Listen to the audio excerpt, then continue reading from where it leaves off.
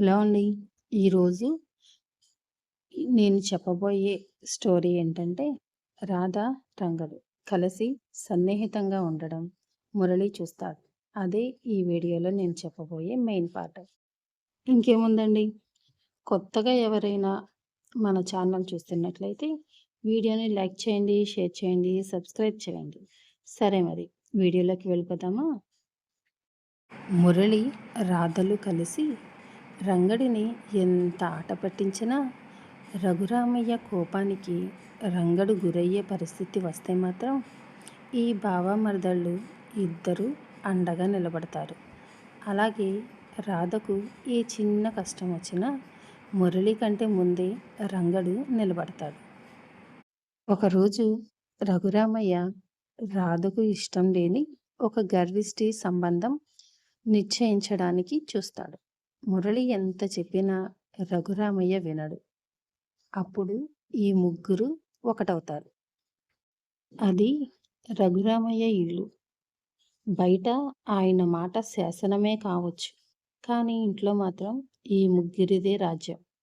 రాధకు అన్నయ్య అంటే ఎంత భయమో, బావ మురళి అంటే అంత సరదా.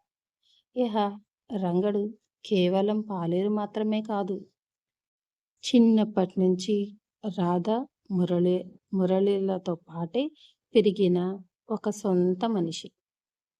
రంగడి ఊరి అనుభవం, మురళి తెలివితేటలు, రాధ పట్టుదల కలిసి ఆ వచ్చిన పెళ్లి చూపుల వారి నిజ స్వరూపాన్ని రఘురామయ్య ముందే బయట పెట్టేలా చేస్తారు.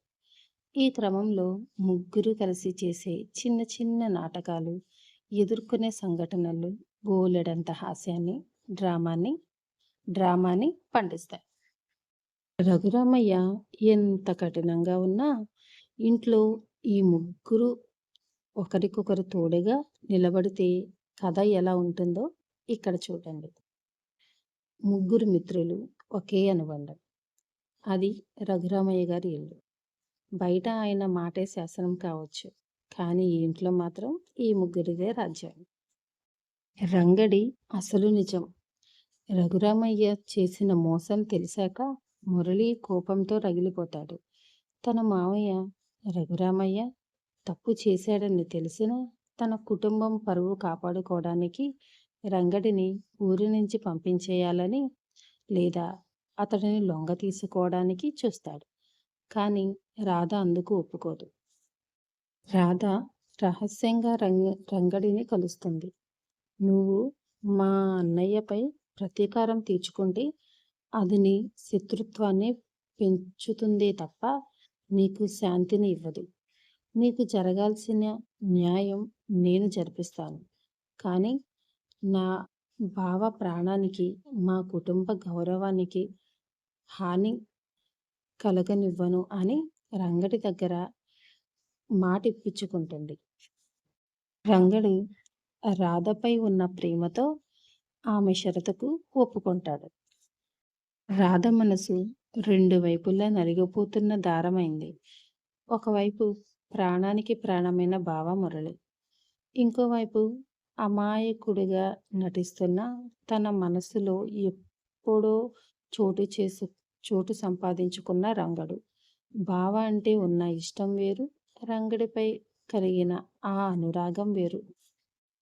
కానీ ఇప్పుడు ఇద్దరి మధ్య నిలబడి ఎవరికీ అన్యాయం జరగకుండా చూడాల్సిన బాధ్యత రాధ మీద పడింది. ఒక రాత్రి రఘురామయ్య పొలం పనులపై పక్క ఊరికి వెళ్తాడు. ఇల్లు ఖాళీగా ఉండడంతో రాధ, రంగడు తోటలోని పాత గదిలో కలుస్తారు. కానీ మురళి ఊహించకుండా త్వరగా తిరిగి వస్తాడు. రాధ కోసం వెతుకుతూ తోట వైపు వచ్చిన మురళికి అక్కడ రాధ, రంగడు ఎంతో సన్నిహితంగా ఉండడం కంటపడుతుంది. ఎంతలా వాళ్ళిద్దరూ కలిసి ఉన్నారంటే ఎవ్వరు కూడా వాళ్ళ మధ్యలోకి వెళ్ళడానికి సంకోచించేలా ఈ ప్రపంచాన్ని మరిచిపోయి ఒకరి ప్రేమలో ఒకరు ఊగిసలాడుతున్నారు. మురళి గుండె ఒక్కసారిగా ఆగినంత పనవుతుంది. తను ప్రాణంగా ప్రేమించిన మరదలు ఒక సాదాసీదా పాలేరుతో ఎలా ఉందనే నిజాన్ని అతడు తట్టుకోలేకపోతాడు. నాకంటే ఈ పాలేరే నీకు ఎక్కువయ్యాడా రాధా? నన్ను మోసం చేయడానికి నీకు మనసెలా వచ్చింది? అని నిలదీస్తాడు. రాధ ఏడుస్తూనే నిజాన్ని ఒప్పుకుంటుంది. బావా, నిన్ను ప్రేమించాలన్న ప్రేమించానన్నది నిజం.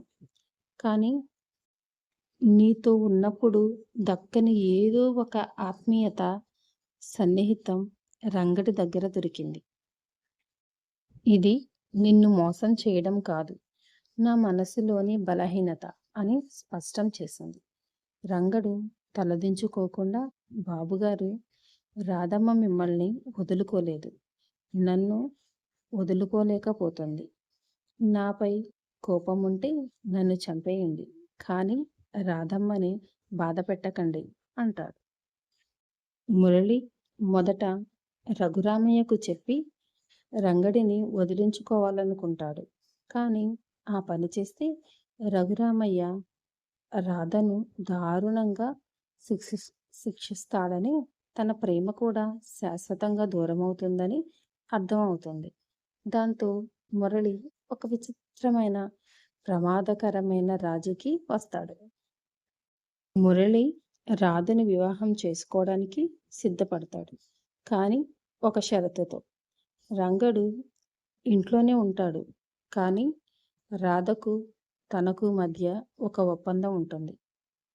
రఘురామయ్య కంటికి కనిపించకుండా, ఊరి జనాలు అనుమానం కలగకుండా ఈ ముగ్గురు ఒకే ఇంట్లో ఈ రహస్య జీవితాన్ని ఎలా కొనసాగిస్తారనేది మిగిలిన కథ. ఈ విచిత్రమైన బంధం ఎన్ని రోజులు రహస్యంగా ఉంటుంది? రఘురామయ్యకు ఈ విషయం తెలిస్తే ఏం జరుగుతుంది? మురళి, రంగడు పరస్పర అసూయలను జయించి ఒకే ఇంట్లో ఉండగలరా? ఈ ఇద్దరితో కలిసి రాధ జీవితం ఎలా ఉండబోతుందో ముందు ముందు వచ్చే ఎపిసోడ్స్లో చెప్తాను. సరే మరి, వీడియో చూసిన ప్రతి ఒక్కరూ లైక్ చేయండి, షేర్ చేయండి, సబ్స్క్రైబ్ చేయండి. బాయ్.